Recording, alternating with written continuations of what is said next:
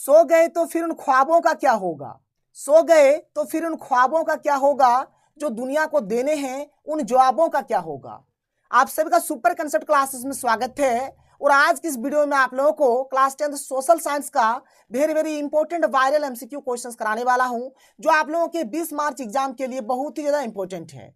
तो आप लोग वीडियो पर कंप्लीट बने रहें। और अगर आप लोग हमारी चैनल पर पहली बार आए हैं तो चैनल को सब्सक्राइब करने के साथ साथ बेल के आइकन को प्रेस कर लीजिए, क्योंकि आप लोगों का क्लास 10 में जितना भी सब्जेक्ट है, यहाँ तक कि संस्कृत तक का कंप्लीट वीडियो, एमसीक्यू हो गया, ऑब्जेक्टिव सब्जेक्टिव, हर एक चीज आप लोगों को इस चैनल में मिल जाएगा। इसलिए आप लोग चैनल को सब्सक्राइब कर लीजिए।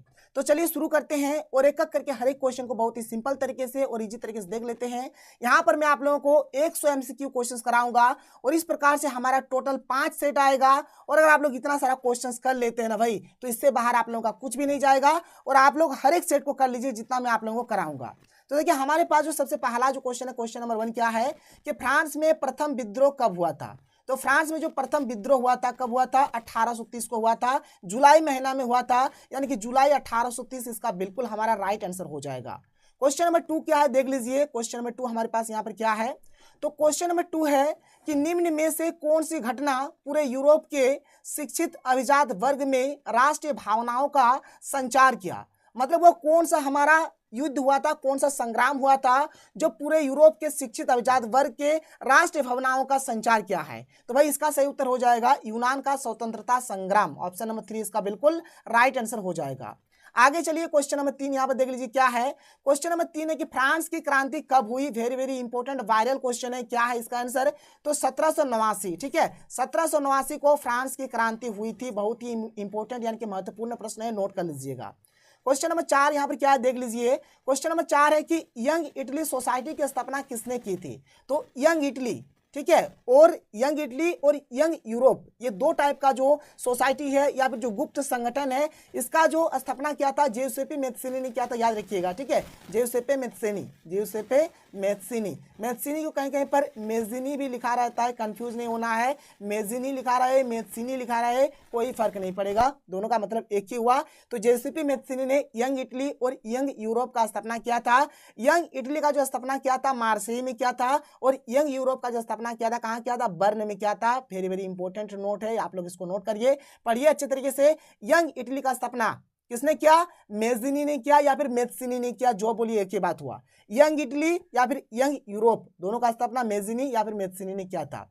आगे बढ़ते हैं, आगे देखिए क्वेश्चन नंबर 5 हमारे पास क्या है कि इटली का एकीकरण कब पूरा हुआ। तो भाई इटली का जो एकीकरण है 1870 को पूरा हुआ था। ऑप्शन नंबर ग इसका बिल्कुल राइट आंसर हो जाएगा। 1870 को इटली का एकीकरण हुआ था। ठीक है, क्वेश्चन नंबर 6 देखिए, यह भी बहुत ही महत्वपूर्ण प्रश्न है, बार बार पूछा जाता है। क्या है कि शुल्क संघ जोलवेराइन की स्थापना किसकी पहल पर की गई, किसकी पहल पर किया गया था, तो परसा। ठीक है, परसा इसका बिल्कुल राइट आंसर हो जाएगा, परसा। क्वेश्चन नंबर 7 हमारे पास क्या है कि 1789 ईस्वी में फ्रांस की क्रांति के समय किसका शासनकाल था। तो भाई लुईस 16वां, क्या हो जाएगा, लुईस 16वां। देखिए लुईस 16वां आप लोगों का ऐसा भी लिखा हुआ हो सकता है, ऐसा लिखा रहे, चाहे आप लोगों का ऐसा लिखा रहे, ये हुआ 10, ये 5 15 और ये 16। ठीक है, ऐसे करिए, कोई फर्क नहीं पड़ेगा। अच्छे तरीके से तैयारी करिए। आगे चलिए क्वेश्चन नंबर 8 की ओर बढ़ते हैं। देखते हैं question number 8, one of the most important question. क्या है कि द स्पिरिट ऑफ लॉ नामक पुस्तक का लेखक कौन था। तो मॉन्टेस्क्यू। ठीक है, मॉन्टेस्क्यू इसका आंसर होगा, नोट करिए, बहुत ही पावरफुल वाला क्वेश्चन है। क्वेश्चन नंबर 9 हमारे पास क्या है, और ये भी एक बहुत ही इंपॉर्टेंट क्वेश्चन है कि यह किसका कथन है, जब फ्रांस छींकता है तो बाकी यूरोप को सर्दी जुकाम हो जाता है। तो भाई ये हमारा मैटरनिक का कथन है। देखिए कहीं कहीं पर मैटरनिक लिखा रहता है और कहीं कहीं पर मैटरनिक लिखा रहता है, निक खो। ठीक है, कहीं पर कॉ लिखा रहता है, कहीं पर खॉ लिखा रहता है, इससे कंफ्यूज नहीं होना है, दोनों का मतलब एक ही हुआ। 9 का सही उत्तर यहाँ पर ऑप्शन नंबर का हो गया, मैटरनिक या फिर मैटरनिक, जो भी बोलेंगे दोनों का मतलब एक ही हुआ। क्वेश्चन नंबर 10 देखिए क्या है। क्वेश्चन नंबर 10 है हमारे पास कि जर्मनी का एकीकरण कब पूरा हुआ। तो जर्मनी का जो एकीकरण है भाई 1871 को पूरा हुआ था, और इस टाइम विलियम प्रथम को राजा बनाया गया था। विलियम फर्स्ट जो था उनको राजा बनाया गया था। 1871 में इसका एकीकरण हुआ था। तो यहाँ पर इसका गौ नंबर इसका बिल्कुल राइट आंसर हो जाएगा, सही इसका उत्तर हो जाएगा। आगे चलते हैं, आगे देख लेते हैं अगला क्वेश्चन, क्वेश्चन नंबर 11। एक महत्वपूर्ण प्रश्न है क्या है कि फ्रेडरिक सरयू कौन था? तो भाई एक फ्रांसीसी चित्रकार थे। कौन थे ये? फ्रांसीसी चित्रकार, यानी कि फ्रांस के एक चित्रकार थे। क्वेश्चन नंबर 12 देख लीजिए। क्वेश्चन नंबर 12 यहाँ पर हिंद हिंद स्वराज, ठीक है, हिंद स्वराज नामक पुस्तक के लेखक कौन है? तो महात्मा गांधी हिंद स्वराज नामक पुस्तक के लेखक है। ठीक है, हिंद स्वराज के लेखक का नाम महात्मा गांधी। आगे चलिए क्वेश्चन नंबर 13 देख लेते हैं। क्या है कि महात्मा गांधी द्वारा वायसराय परचिन को लिखे खत में सबसे महत्वपूर्ण किस वस्तु पर लगाए गए कर को खत्म करने के बारे में था? तो भाई नमक पर जो टैक्स लगा दिया गया था, जिसके बाद आगे दांडी यात्रा या फिर दांडी मार्च हुआ, नमक सत्याग्रह हम लोग उसको बोल सकते हैं। तो नमक के बारे में उन्होंने लिखा था, नमक पर जो टैक्स लगाया गया था उसी चीज के बारे में लिखा गया था। बोल रहा था कि नमक हमारे क्या है, भोजन का एक अभिन्न हिस्सा है, नमक नहीं होने से भोजन नहीं बनेगा, और बोल रहा कि तुमने भोजन पर भी टैक्स लगा दिया। इसी के चलते उन्होंने खत को लिखा था। तो नमक के ऊपर उन्होंने लिखा था। 13 का सही उत्तर ऑप्शन नंबर 1 हो जाएगा, नमक इसका बिल्कुल राइट आंसर हो जाएगा। क्वेश्चन नंबर 14 देखिए क्या है। जलियांवाला बाग मैदान में अमृतसर के गांव वाले लोग किस मेले में शिरकत करने के लिए जमा हुए थे? तो भाई वहां पर एक बैसाखी का मेला लगा था और इसीलिए सबको ये जमा हुआ था। और ये जो जलियांवाला बाग का जो हत्याकांड है, याद रखिएगा 13 अप्रैल 1919 को हुआ था। ठीक है, कब हुआ था? 13 अप्रैल 1919। बहुत ही एक भयंकर वाला दिन है जलियांवाला बाग का जो हत्याकांड हुआ था उस दिन। और ये मतलब जो लोग जमा हुए थे वहां पर बैसाखी का मेला चल रहा था, इसलिए सबको वहां पर उपस्थित हुए थे।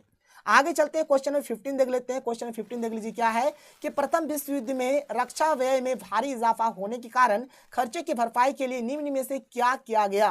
तो भाई जो टैक्स था ना, टैक्स को बढ़ा दिया गया, टैक्स को इंक्रीज कर दिया गया।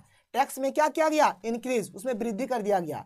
तो कर मतलब ही टैक्स होता है, तो करों में वृद्धि की गई। ठीक है, ऑप्शन नंबर 2 इसका बिल्कुल राइट आंसर हो जाएगा। करों में वृद्धि कर दिया गया, यानी कि टैक्स को बढ़ाया गया।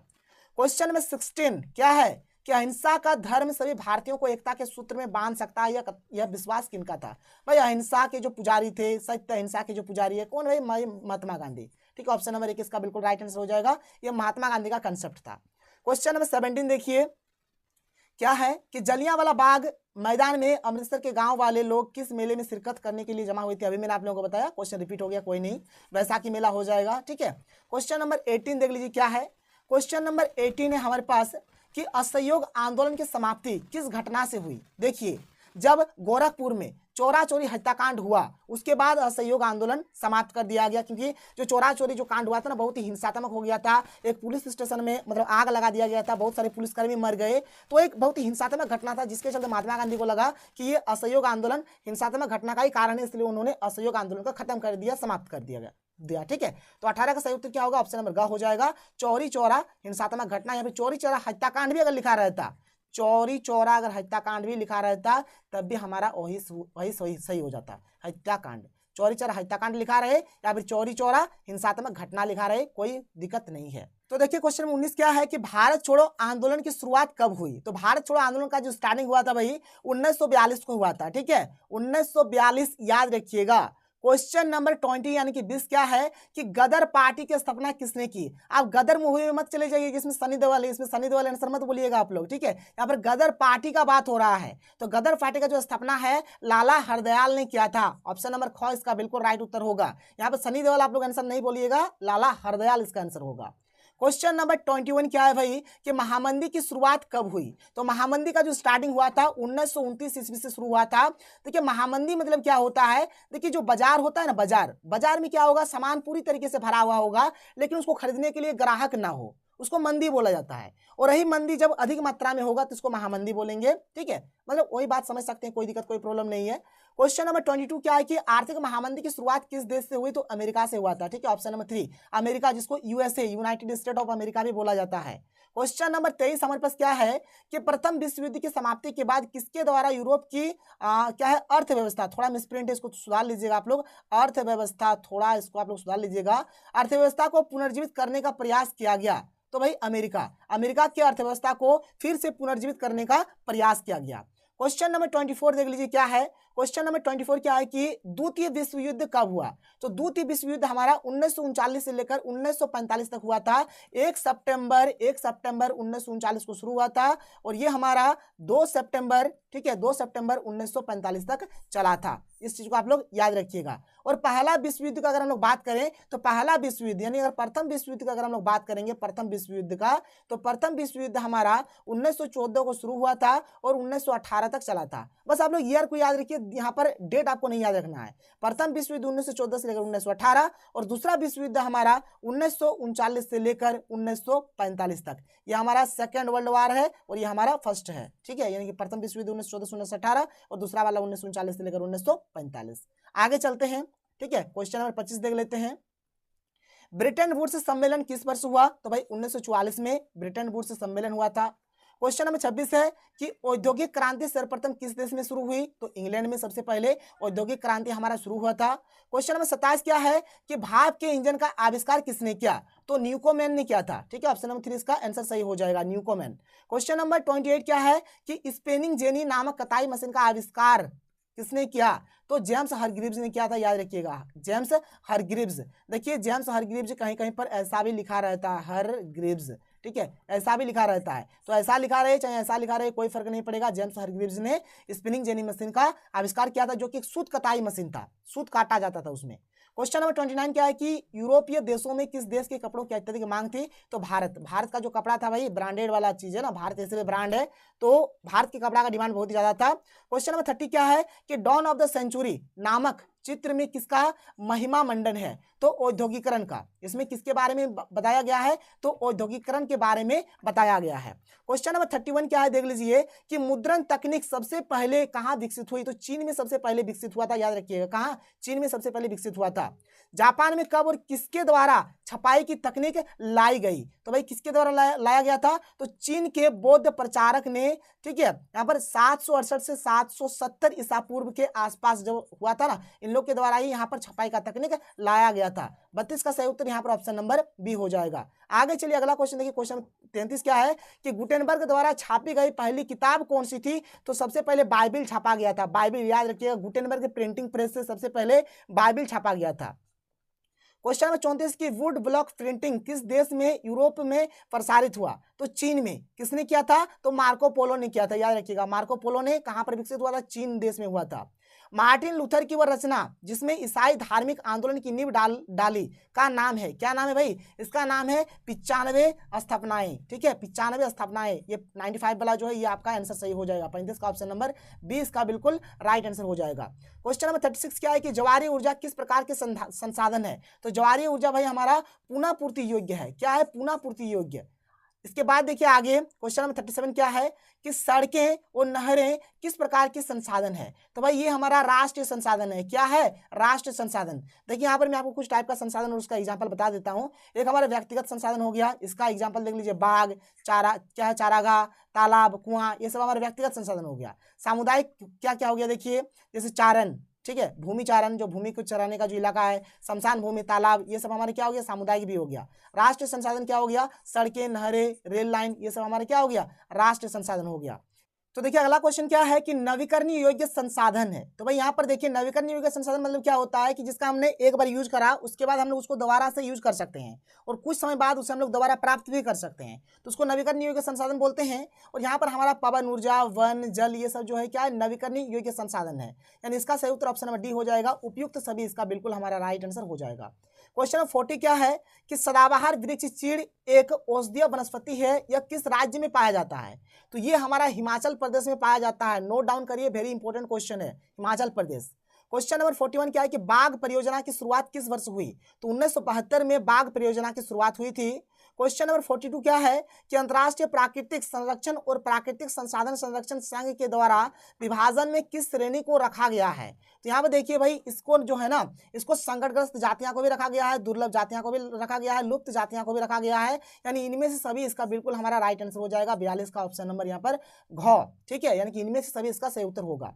क्वेश्चन नंबर 43 क्या है कि 14वीं शताब्दी में किसने दिल्ली में सिरी फोर्ट क्षेत्र में जल की सप्लाई के लिए हौज खास का निर्माण करवाया? तो किसने कराया था? तो इल्तुतमिश ने, ठीक है, इल्तुतमिश इसका सही आंसर हो जाएगा। क्वेश्चन नंबर 44 क्या है, देख लीजिए, थोड़ा बड़ा क्वेश्चन है लेकिन अच्छा क्वेश्चन है कि निम्नलिखित में से कौन सा वक्तव्य बहुउद्देश्य नदी परियोजना के पक्ष में दिया गया तर्क नहीं है। मतलब जो हमारा बहुउद्देश्य नदी घाटी जो परियोजना होता है उसके पक्ष में कौन सा तर्क यहाँ पर नहीं है, जो 4 ऑप्शन दिया गया है उसी के अकॉर्डिंग आप लोगों को बताना है। तो यहाँ पर हमारा इसका जो सही उत्तर हो जाएगा ऑप्शन नंबर ग हो जाएगा कि बहुउद्देश्य परियोजनाओं से बृहत स्तर पर विस्थापन होता है और आजीविका खत्म होती है। तो भाई ये तर्क हमारा यहाँ पर नहीं है, ठीक है, ये हो जाएगा इसका आंसर। और बाद बाकी जो है सभी तर्क दिया जाता है, जैसे कि बहुउद्देश्य परियोजनाएं उन क्षेत्रों में जल लाती है जहां जल की कमी होती है, बिल्कुल सही बात है। बहुउद्देश्य परियोजनाएं जल बहाव को नियंत्रित करके बाढ़ पर काबू पाती है, बिल्कुल सही है। बहुउद्देश्य परियोजनाएं हमारे उद्योग और घरों के लिए विद्युत पैदा करती है, बिल्कुल सही है। बट ये जो है ना, ये इससे रिलेटेड तर्क नहीं है, इसलिए ये हमारा आंसर हो जाएगा कि यहाँ पर बोला कि कौन सा तर्क नहीं है वो वाला आपको बोलना है, ठीक है। इसलिए यहाँ पर ऑप्शन नंबर ग इसका बिल्कुल हमारा सही आंसर हो गया। आगे चलिए, क्वेश्चन नंबर 45 क्या है कि सरदार सरोवर बांध किस नदी पर बनाया गया है, तो नर्मदा नदी पर बनाया गया है। भारत में बहुउद्देश्य नदी परियोजना को आधुनिक भारत का मंदिर किसने कहा है, very important question, Pandit Jawaharlal Nehru ने कहा है। किसने, जवाहरलाल नेहरू या फिर पंडित जवाहरलाल नेहरू बोलिए। 40 का सही उत्तर यहाँ पर ऑप्शन नंबर ग हो जाएगा। क्वेश्चन नंबर 47 क्या है कि निम्नलिखित में से कौन सा उस कृषि प्रणाली को दर्शाता है जिसमें एक ही फसल लंबे चौड़े क्षेत्र में उगाई जाती है, तो इसे हम लोग बोलते हैं रोपण कृषि। क्या बोला जाता है, रोपण कृषि। मतलब जब एक बहुत ही बड़े इलाके में एक ही टाइप के फसल को रोपा जाता है तो उसको रोपण कृषि बोला जाता है। 47 का सही उत्तर ऑप्शन नंबर ख हो जाएगा। क्वेश्चन नंबर 48 क्या है कि इनमें से कौन सी रबी फसल है, तो चना जो है भाई ये हमारा रबी फसल है। देखिए रबी फसल, खरीफ फसल, नकदी फसल, ये सब के बारे में आप लोग डिटेल में पढ़ लीजिएगा क्योंकि यहाँ से क्वेश्चन आप लोगों के बनेंगे। तो 4 ऑप्शन में से यहाँ पे जो रबी फसल है आपका क्या हो जाएगा, चना आपका रबी फसल हो जाएगा। क्वेश्चन नंबर 49 देख लीजिए क्या है कि इनमें से कौन सी एक फलीदार फसल है, तो जो दालें हैं भाई, दालें हमारा क्या है, फलीदार फसल है। काली मिट्टी पर उगाई जाने वाली प्रमुख रेशेदार फसल कौन सी है, तो काली मिट्टी पर जो सबसे ज्यादा जो उपज होता है रेशेदार फसल में से, तो कपास का। किसका, कपास। 50 का यहाँ पर ऑप्शन नंबर 3 यहाँ पर सही हो जाएगा। अभी तक हम लोगों ने अर्धशतक मार दिया है, अब हमें मारना है भाई शतक, बैटिंग करते रहिए। चलिए आते हैं 51 नंबर क्वेश्चन के ऊपर। निम्नलिखित में से कौन सा खनिज अपक्षयित पदार्थ के अवशिष्ट भार को त्यागता हुआ चट्टानों के अपघटन से बनता है, तो इसका सही उत्तर हो जाएगा बॉक्साइट। क्या हो जाएगा, बॉक्साइट इसका सही उत्तर हो जाएगा। झारखंड में स्थित कोडरमा निम्नलिखित में किस खनिज का अग्रणी उत्पादक है, तो भाई देखिए जो कोडरमा है ना, कोडरमा में सबसे अधिक मात्रा में अब्रक मिलता है, इसलिए इसका सही उत्तर क्या हो जाएगा, अब्रक इसका राइट आंसर हो जाएगा। क्वेश्चन 53 क्या है कि निम्नलिखित चट्टानों में से किस चट्टान के स्तरों में खनिजों का निक्षेपण और संचयन होता है, तो तलछटी चट्टानें इसका आंसर हो जाएगा। तलछटी चट्टान इसका बिल्कुल राइट आंसर हो जाएगा। क्वेश्चन 54 क्या है कि मोनाजाइट रेत में निम्नलिखित में से कौन सा खनिज पाया जाता है, तो थोरियम पाया जाता है। क्या पाया जाता है, थोरियम। क्वेश्चन 55 क्या है कि निम्न में से कौन सा उद्योग चूना पत्थर को कच्चे माल के रूप में प्रयुक्त करता है, तो सीमेंट हो जाएगा इसका राइट आंसर। 55 का ऑप्शन नंबर यहाँ पर ग इसका बिल्कुल राइट उत्तर हो जाएगा। क्वेश्चन 56 क्या है कि निम्न से कौन सी एजेंसी सार्वजनिक क्षेत्र में स्टील को बाजार में उपलब्ध कराती है, तो भाई इसका सेल हो जाएगा इसका राइट आंसर। अब SAIL ये जो सेल है इसका पूरा नाम आप लोग कमेंट सेक्शन पे कमेंट करके बताइए कि सेल का पूरा नाम क्या होता है, ठीक है। सेल का जो पूरा नाम होता है, फुल फॉर्म जो होता है, आप लोग कमेंट करके बताइए। क्वेश्चन 57 क्या है कि निम्न से कौन सा उद्योग बॉक्साइट को कच्चे माल के रूप में प्रयोग करता है, तो इसका सही उत्तर हो जाएगा एल्यूमिनियम प्रगलन, ठीक है, एल्यूमिनियम प्रगलन इसका राइट आंसर हो जाएगा। क्वेश्चन नंबर 58 क्या है, यहाँ पर अब हमारा पॉलिटिकल साइंस का क्वेश्चन यहाँ पर शुरू हो जाता है कि नियंत्रण एवं संतुलन की व्यवस्था का संबंध सत्ता के साझेदारी की निम्न में से किस रूप से है, तो भाई सत्ता का क्षैतिज वितरण से है। किससे, सत्ता का क्षैतिज वितरण। सत्ता का यहाँ पर देखिए एक क्षैतिज वितरण होता है, एक ऊर्ध्वाधर वितरण होता है, यहाँ पर सत्ता का क्षैतिज वितरण से इसका संबंध है, रिलेशन है। क्वेश्चन 59 क्या है कि बेल्जियम में कौन सी भाषा बोलने वाले बहुसंख्यक है, तो डच भाषा। बेल्जियम में सबसे अधिक कौन सा भाषा बोलने वाले बहुसंख्यक थे, अधिक मात्रा में संख्या है, तो डच भाषा। मतलब अधिक मात्रा में जो लोग हैं ना उन लोग डच भाषा बोलते थे। क्वेश्चन में 60 क्या है कि बेल्जियम में कौन से 2 प्रमुख भाषाएं बोली जाती है, तो एक फ्रेंच और एक डच, ठीक है, और डच भाषा सबसे अधिक बोला जाता है। क्वेश्चन 61 क्या है कि ब्रुसेल्स किस देश की राजधानी है, बहुत ही सुपर डुपर क्वेश्चन है। बेल्जियम की राजधानी ब्रुसेल्स, याद रखिएगा, बेल्जियम की राजधानी ब्रुसेल्स। क्वेश्चन नंबर 62 क्या है कि श्रीलंका स्वतंत्र राष्ट्र कब बना, तो 1948 को श्रीलंका स्वतंत्र राष्ट्र बना था। आप लोग कमेंट करके ये भी बताइए कि भारत हमारा कब स्वतंत्र हुआ था, यानी कि भारत कब स्वतंत्र राष्ट्र बना था। भारत वाला आप लोग कमेंट करके बताइए, आप लोगों को पता होगा। और श्रीलंका वाला का जो यहाँ पर आंसर हो गया 1948 इसका सही आंसर हो गया। क्वेश्चन नंबर 63 देखिए क्या है, संघीय सरकार की एक विशिष्टता है। क्या विशिष्टता है भाई कि राष्ट्रीय सरकार अपने कुछ अधिकार प्रांतीय सरकारों को देती है। क्या है, अधिकार विधायिका, कार्यपालिका और न्यायपालिका के बीच बढ़ जाते हैं। निर्वाचित पदाधिकारी ही सरकार में सर्वोच्च ताकत का उपयोग करते हैं, सरकार की शक्ति शासन के विभिन्न स्तरों के बीच बढ़ जाता है। तो भाई यहाँ पर क्या होता है, देखिए कि सरकार की शक्ति का जो होता है ना, शासन के विभिन्न स्तरों के बीच बढ़ जाती है। ये हो जाएगा इसका हमारा राइट आंसर। एक्चुअल में अगर देखा जाए तो हमारे देश में 3 स्तर का सरकार काम करता है। केंद्र स्तर पर जिसको हम लोग केंद्र सरकार बोलेंगे, राज्य स्तर पर तो राज्य सरकार बोलेंगे, एक हमारा एक नया प्रकार का जो भी काम कर रहा है जिसको हम लोग स्थानीय सरकार बोलेंगे। तो इसमें क्या होता है, सरकार की शक्ति का जो होता है शासन के विभिन्न स्तरों के बीच बढ़ जाती है, माने हर एक को यहाँ पर बांट दिया जाता है जो भी यहाँ पर शक्ति होता है। तो यहाँ पर इसका सही उत्तर ऑप्शन नंबर घ हो गया। आगे चलते हैं, आगे आते हैं नेक्स्ट क्वेश्चन में। अगला क्वेश्चन, क्वेश्चन 64 क्या है कि संघात्मक शासन प्रणाली वाला देश इनमें से कौन नहीं है। देखिए कौन नहीं है, जहां पर संघात्मक शासन व्यवस्था नहीं है। तो भाई श्रीलंका में संघात्मक शासन व्यवस्था नहीं है, ठीक है, यानी यहाँ पर संघवाद का मॉडल नहीं है। 64 का सही उत्तर ऑप्शन नंबर ख हो गया। क्वेश्चन नंबर 65 क्या है कि 22 भाषाओं को भारतीय संविधान की किस अनुसूची में रखा गया है। तो 8वीं अनुसूची में रखा गया है। वेरी इंपॉर्टेंट क्वेश्चन है, 22 भाषाओं को 8वीं अनुसूची में रखा गया है। क्वेश्चन नंबर 66 क्या है कि 7 आकर्षक संघ बनाने का उदाहरण निम्न में से कौन देश है। ठीक है, कौन देश में इस प्रकार का है जो संघ बनाने का, जो 7 आकर्षक संघ बनाने का जो उदाहरण देता है। तो अमेरिका, संयुक्त राज्य अमेरिका, यूएसए इसका राइट आंसर हो जाएगा। क्वेश्चन नंबर 67 क्या है कि भारत में किस प्रकार की शासन व्यवस्था है। तो भारत में भी भाई संघात्मक है। कैसा है, संघात्मक। मैंने आप लोगों को बताया संघात्मक में क्या होता है कि एक देश के अंदर में कई स्तर का यहाँ पर सरकार काम करती है। जैसे हमारे देश में केंद्र सरकार है, राज्य सरकार है, स्थानीय सरकार है, ठीक है।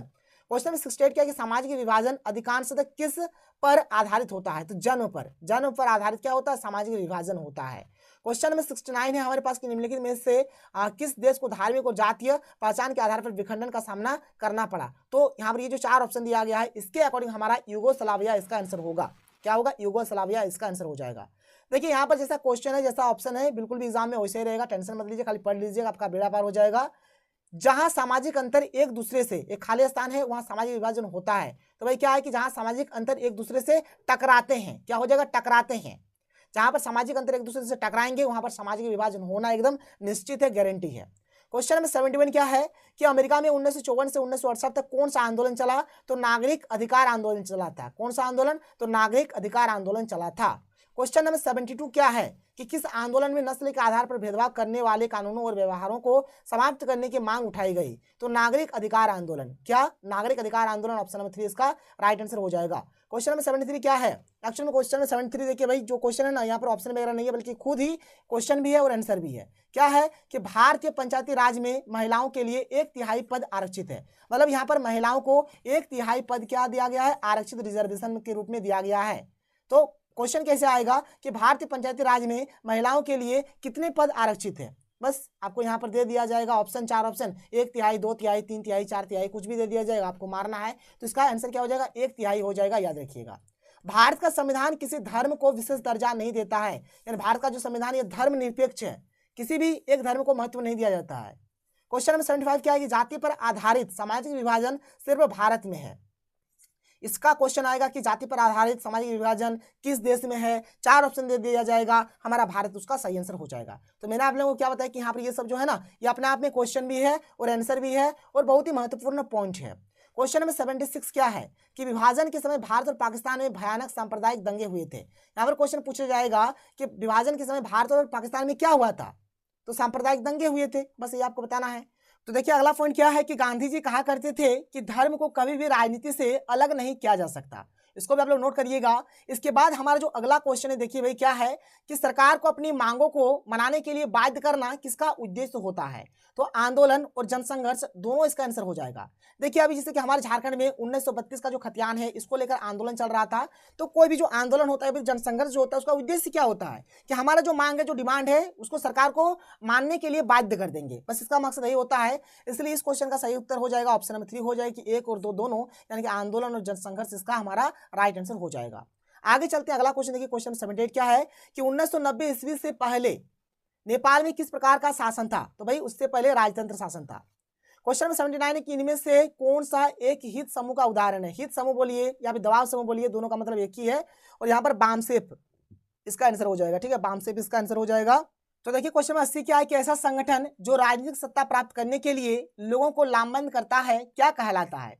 तो भाई इसको राजनीतिक दल बोला जाता है, क्योंकि राजनीतिक दल का जो मेन मकसद होता है उनको सत्ता प्राप्त करना होता है, जनता के ऊपर शासन करना उनका मेन मकसद होता है। क्वेश्चन नंबर 81 क्या है कि किसी सामाजिक समस्या के समाधान के लिए चलाया गया संघर्ष जिसमें क्या संगठनिक संरचना हो भी सकती है और नहीं भी कहलाता है, तो इसको आंदोलन बोला जाता है। क्वेश्चन नंबर 82 क्या है कि 2006 में देश में कितने दल राष्ट्र स्तर पर मान्यता प्राप्त थे, तो 6 हो जाएगा इसका आंसर, 6 हो जाएगा राइट आंसर। क्वेश्चन नंबर 83 क्या है कि भारत में कितने राष्ट्र दल मौजूद है, तो 7 इसका आंसर सही हो जाएगा। 84 जो है देख लीजिए क्या है कि भारत राष्ट्रीय कांग्रेस का गठन कब हुआ था, 1885 में हुआ था। किसने किया था, तो ए.ओ. ह्यूम ने किया था। बहुत ही इंपॉर्टेंट क्वेश्चन है। क्वेश्चन 85 की चुनाव आयोग द्वारा बहुजन समाज पार्टी को राष्ट्रीय दल का दर्जा प्राप्त हुआ, कब प्राप्त हुआ था, 1997 को प्राप्त हुआ था। क्वेश्चन नंबर 86 क्या है भाई कि बहुजन समाज पार्टी का गठन हुआ कब हुआ, तो 1984 को हुआ था इसका गठन। क्वेश्चन नंबर 87 की भारतीय जनता पार्टी का मुख्य प्रेरक सिद्धांत क्या है, तो सांस्कृतिक राष्ट्रवाद इसका मेन मकसद है, मेन सिद्धांत है, मेन थ्योरी है। क्वेश्चन नंबर 88 क्या है कि हम किसी देश की प्रति व्यक्ति आय की गणना कैसे कर सकते हैं, तो भाई किसी देश की कुल आय को कुल जनसंख्या से भाग देकर, यानी देश के अंदर जितना भी इनकम होगा जब उसको हम लोग टोटल जो पॉपुलेशन है, जो जनसंख्या है, जब उससे हम लोग डिवाइड कर देंगे तो वहां से हम लोग प्रति व्यक्ति आय का हम लोग वहां पर गणना कर सकते हैं, कैलकुलेट कर सकते हैं। इसके बाद यानी क्वेश्चन नंबर ये जो 88 है इसका हमारा राइट आंसर ऑप्शन नंबर 2 हो गया। ठीक है। क्वेश्चन नंबर 89 देखिए, एक अच्छा प्रश्न है भाई, एक न्यूमेरिकल टाइप का है, बनाना कैसे ध्यान सुनिएगा।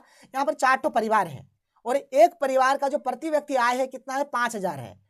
एक परिवार का 5000 है तो 4 परिवार है तो 4 परिवार का कितना हो जाएगा, एक परिवार का 5000 और 4 परिवार को 4 से गुना कर दीजिए, यानी कि 20,000 हो जाएगा। तो 20,000 रुपया टोटल हो गया।